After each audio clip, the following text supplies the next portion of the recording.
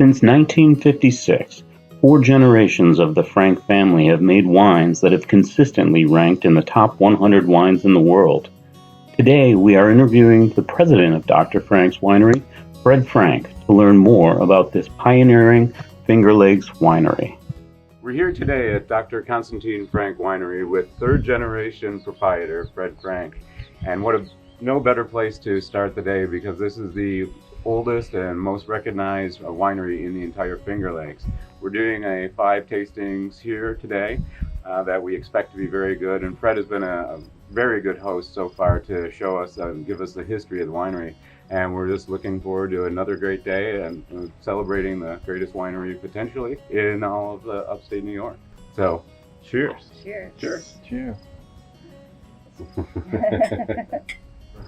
We're in our 4th generation, over 60 years, where, as you pointed out, many of the newer wineries in the Finger Lakes are just starting out. We age the wine on the yeast, so the spent yeast or the dead yeast actually contribute to the flavor of the wine. And there's no way to speed that up. It's a process called yeast autolysis.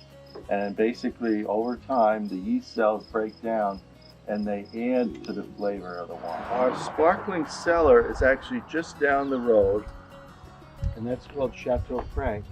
The label is, it used to be 2 separate wineries, but now for marketing purposes, it's all under the Dr. Konstantin Frank label. So tell us about the Arcatzelli. Arcatzelli. So you could shorten that and say Arcat, right? So the spelling, it's like a phonetic spelling, R-K-A-T, Arcatzelli, S-I-T-E-L-I, Arcatzelli. And it's thought to be the oldest known wine grape in the world. Speaking of the Republic of Georgia, the Saperavi is also exactly. from there, correct? So that would be a bookend to the Arcatzelli. That is their most popular red. Now the unique thing about Saperavi, it's also a very old variety, thousands of years old. But what makes it even more unique is it is a Tétier variety. So the French classify a group of reds that have red pulp and red juice as part of this Tétier variety group, and this would qualify. Most reds, like 95% of them, have white juice, and the color in the wine comes from fermenting on the skin. This does both, and so that's why it's such a very dark color, because it's like a double color, so you definitely, it's good no one's wearing white here. We don't want you to spill any on your clothes. Just tasting all 5 of these. I love the whites, they're great, but this Saperavi is phenomenal. Thank you. And this is, again, we taste a lot of wine, I know and I love the history of it, but this is all been very, very, very good. It is quite unique. Sure. You're an incredible wealth of knowledge, and just the last 30 minutes have learned so much, and this is great, and this tasting has been fantastic too.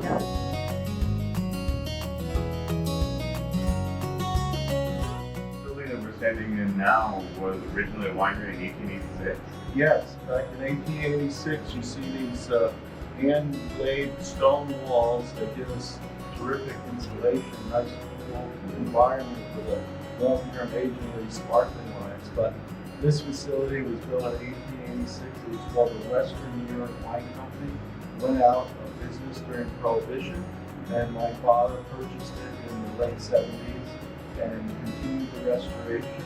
And his dream was to make the best sparkling wines in the United States. Because of the cool climate here, very similar to French champagne, using the same grapes they grow in French champagne, and applying the same techniques, the method chop and bottle. Here we see riddling racks actually made in the Champagne region to riddle the yeast in the bottle down to the neck. And so we've been blessed with tremendous awards for these wines. We just got notice that the Dr. Konstantin Frank sparkling wine from 2017 is a top 100 wine in the world, judged by Wine and Spirit magazine. So we're really excited that Willie was on the right track with producing these world-class sparkling wines. So we think that's going to be the next big buzz for the Finger Lakes. Now that Riesling has arrived as Finger Lakes being recognized as one of the best regions in the country for that variety. We think sparkling wines, premium sparkling wine, will be the next big buzz for the region. So we're really excited to be at the forefront of that.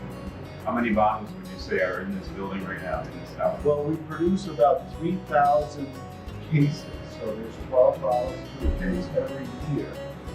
So it's quite small, almost artisan volumes, but we feel at that volume we can produce world-class quality. So it's not a large winery, but the quality is some of the best in the United States.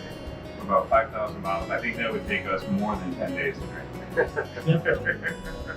Well, thanks again. Well, in my day, maybe, but maybe two weeks, maybe a month. All right, thanks again. Thank you. So, Fred, as a third generation Frank, how was it? Was there ever any pressure, or did you feel that this was your destiny, or did at some point you say, hey, I'm not sure if I want to take this over and be responsible for that? That's a very good question, and it was kind of a way of life. So even growing up as a youngster, I would work with my grandfather Konstantin in the vineyards and in the cellar, but he had a great way of connecting with his grandsons. There were 3 of us all together, and when he first planted the vineyards here, he made sure to develop 4 ponds as well, and then he stocked them with fish. So when we came up in the summers, it was fun and work, So that way he was able to bond with us, teaching us fishing and hunting. And then, oh, by the way, let's do some work in the vineyard and the cellar too. So it didn't really alienate us. We had fun in our summers and we learned as well. So he really had a great knack of connecting with his grandsons. And I have one cousin, Eric Voltz, who is our vineyard manager, and I'm the president. So I think his technique of bonding with his grandsons really worked in the long term. Well, what's been built here? Obviously, the first major winery in upstate New York, and just the fact that there's so much history that you've preserved and in passing down into the next generation. But what do you find is the biggest challenge now, being, you would say, the number one winery? How do you deal with that, and does that create pressure to continue innovating? Well, we're blessed that my daughter Megan is continuing her great-grandfather's legacy. So I'm really having a great time of working with her, and just as I learned from my grandfather and father, I'm blessed to have that opportunity working with Megan. And we all, my father insisted that I work for other wineries first before I came back and get an education in wine, which I did in Germany at a wine school there.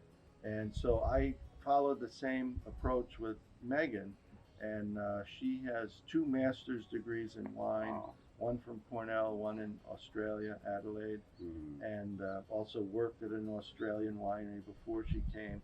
So she really, hit the ground running, so to speak, and has great ideas to move the winery into the next level. So we're really excited to have her on board. What's your favorite part of being a proprietor of a major winery? Well, I think that my most favorite part is that we're building something for the next generation. And if you look at some of the most famous wineries in Europe, some of them have been in the same family for 1,000 years. So that's kind of who we look up to as our model. Well, and that's good. And obviously, the American wine scene and wineries haven't been along nearly as many centuries, as you said, as in Europe. But we're building a trend with wineries like yourself that now America is a player in the grape growing and winery industry. Where do you want to see it go in the long run? Well, I think the potential is really great, but it's also been a challenge for us. We had to overcome this negative stigma of New York wines that was due to the fact that early on, all the wines are made from native wild grapes like Concord and Catawba and Delaware, and so that's still in some parts of the country kind of the impression of New York wine. So we view this as a challenge to spread the word or the gospel of Dr. Frank. And when we do tastings or lectures or seminars, we try to educate folks that a renaissance has occurred in New York and that they're now, because we're growing these famous European vinifera varieties, they're some of the best wines in America, particularly from the Northern European wine grapes. So our climate being similar to Northern Europe, the grapes in those regions really excel in this area. Just totally random question. If you could meet any person in the world, who would it be? Wow, that's a very good question. I think, you know, I've heard great things about Robert Mondavi, that he was really the champion.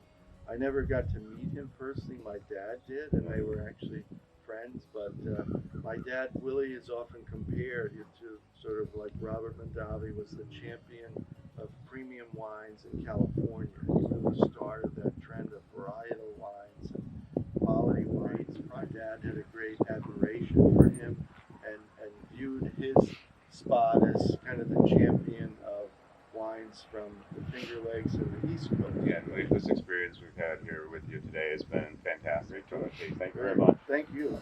Thank you.